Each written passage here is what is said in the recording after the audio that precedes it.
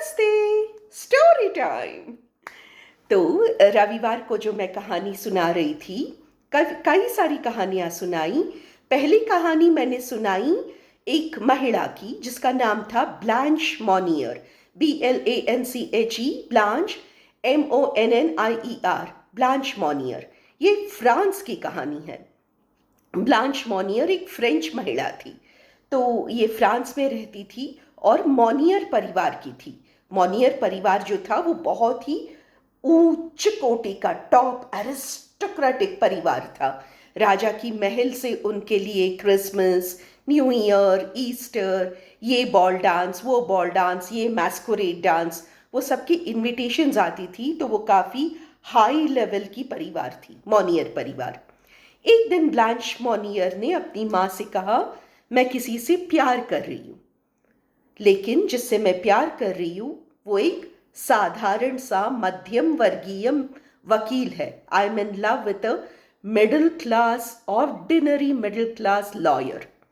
और ब्लांच मॉनियर का तर्क भी कुछ हद तक सही था। ब्लांच मॉनियर ने अपनी माँ लुइजी मॉनियर के साथ झगड़ा किया। ब्लांच मॉनियर ने माँ लुइजी मॉनियर से कहा, किसी ड्यूक या किसी लॉर्ड से शादी करके क्या होगा? 3 रखैलों, 3 मिस्ट्रेसेस के बीच एक पत्नी बनूंगी। उससे अच्छा है मैं एक मिडिल क्लास आदमी की इकलौती पत्नी बनूं। तो वो सही थी, लेकिन ब्लांच मॉनियर के पिता नहीं थी। ब्लांच मॉनियर की माँ लुइजी मॉनियर और ब्लांच मॉनियर के भाई मिकाल मॉनियर को ये बिल्कुल पसंद नहीं आया। तो उन्होंने क्या किया? उन्होंने ब्लांच को कमरे में बंद कर दिया।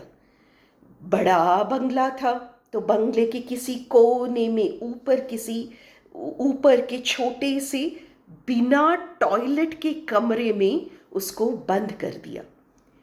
गलती से कोई पूछता तो कहते हमें नहीं पता, भाग गई घर छोड़ के। एक दिन हम उठे तो गायब हो गई थी। भाग गई होगी उस वकील के साथ, हमें क्या पता, हमारे लिए तो वो मर चुकी है।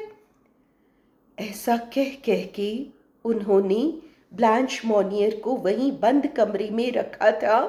कितने वर्ष? 25 वर्ष। 25 ईयर्स। 25 साल वो ब्लांच मॉनियर वहीं बिना टॉयलेट के कमरे में बंद पड़ी रही। एक दिन पेरिस के पुलिस को अचानक एक अनामधेय चिट्ठी मिली। It was an anonymous letter.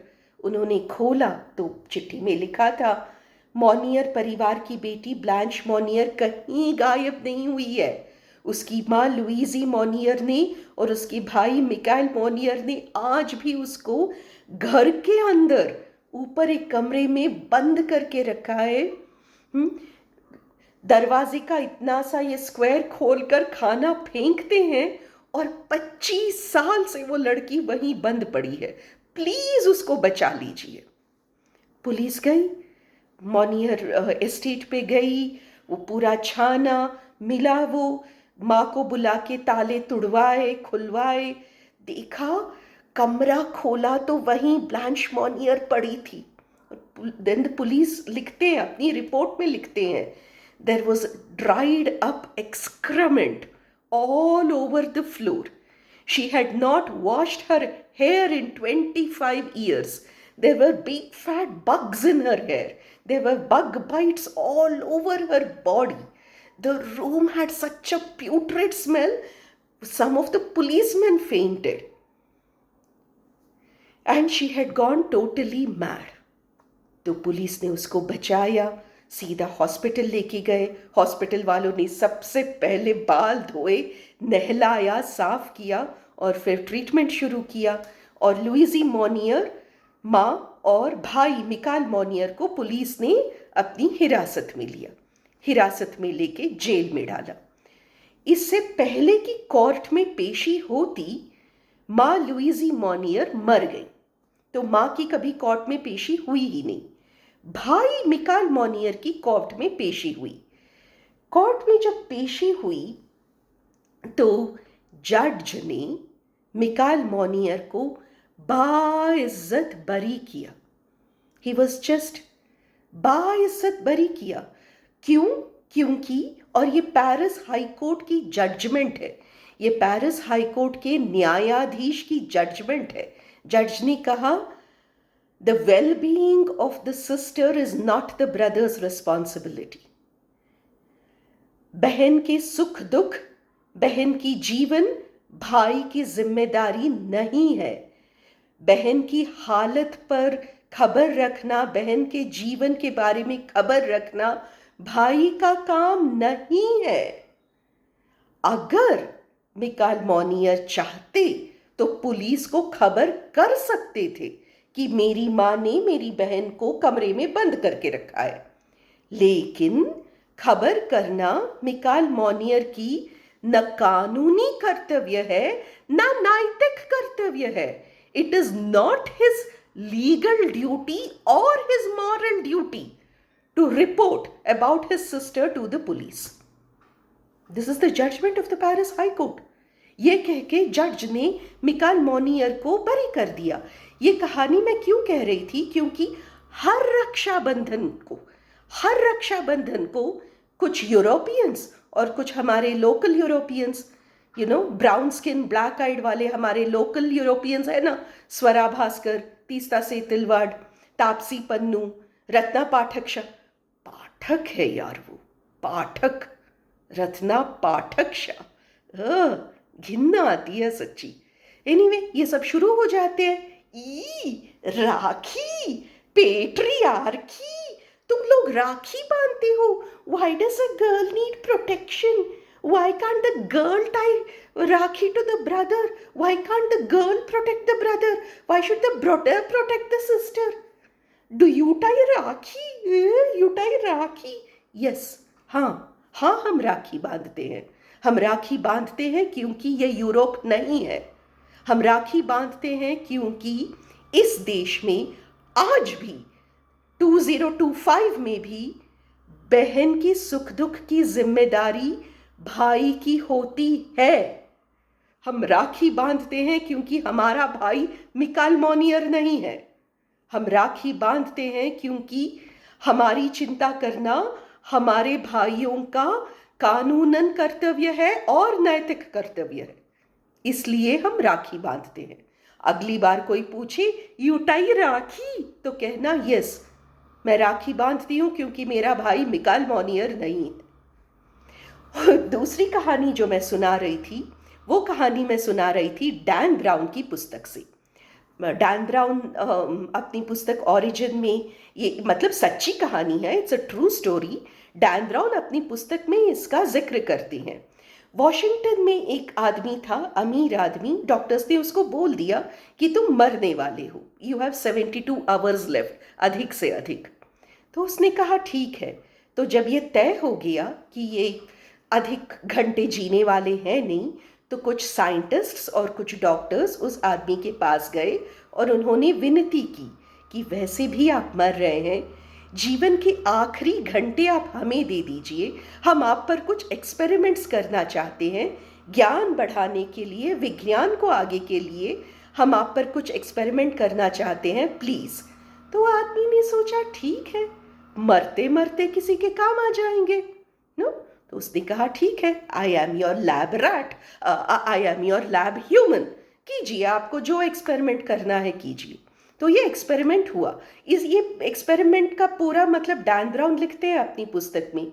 कोई बड़ा सा कमरा लिया, कोई ग्लास बॉक्स लिया, फिर कुछ वैक्यूम किया, फिर कुछ नेगेटिव प्रेशर किया, फिर कुछ पॉजिटिव प्रेशर किया। I do not know the details, I am not a medical student. फिर उसमें बहुत सारे कमरे लगवाए, कैमरा लगवाए, बहुत सारे कैमरा लगवाए। फिर वो कोई एटॉमिक बैलेंस लेकर आए, कोई एटॉमिक वजन करने वाला जो 0.00001 ग्राम्स तक नाप सकता है। तो ये 0.00001 ग्राम्स तक तौलने वाली ये बैलेंस, ये तुला भार वहाँ पे रखा, सब किया, एंड दे वर वॉचिंग। फिर वो आदमी मर गया। फिर इन्होंने घोषणा किया, और इस सब पे खर्चा कितना हुआ? $6 मिलियन। $6 मिलियन खर्च हुए। तो $6 मिलियन खर्च करने के बाद इन लोगों ने घोषणा किया कि हमने प्रयोग किया, we conducted an experiment, the experiment was successful, we got the result of the experiment. और ये $6 मिलियन के एक्सपेरिमेंट का रिजल्ट क्या है? हमने पाया कि शरीर के अंदर आत्मा होती है। शरीर जब मर जाता है तो आत्मा शरीर से उड़ जाती है। $6 मिलियन खर्च करके हमने पाया कि शरीर के अंदर आत्मा होती है जो मरने पे निकल जाती है। तुमने $6 मिलियन खर्च किए यह पता करने के लिए कि शरीर के अंदर आत्मा होती है?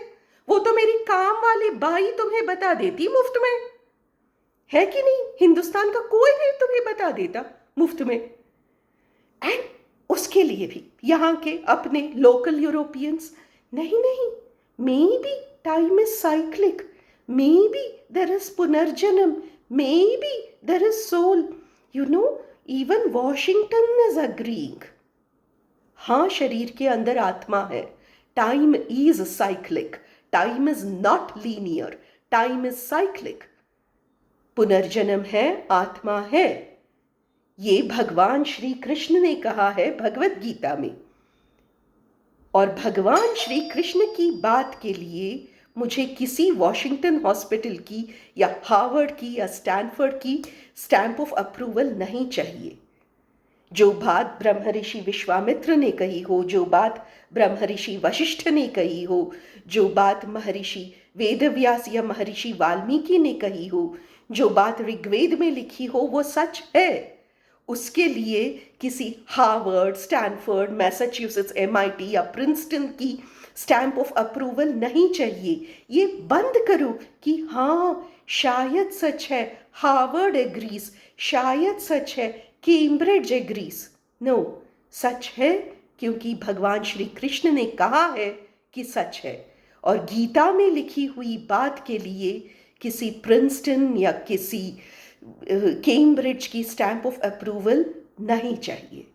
बस ऐसी ही कुछ कुछ कहानियाँ सुना रही थी, 2-3 और कहानियाँ सुनाई, फिर कभी वो तुम्हें भी सुनाऊंगी, ठीक है? नमस्ते।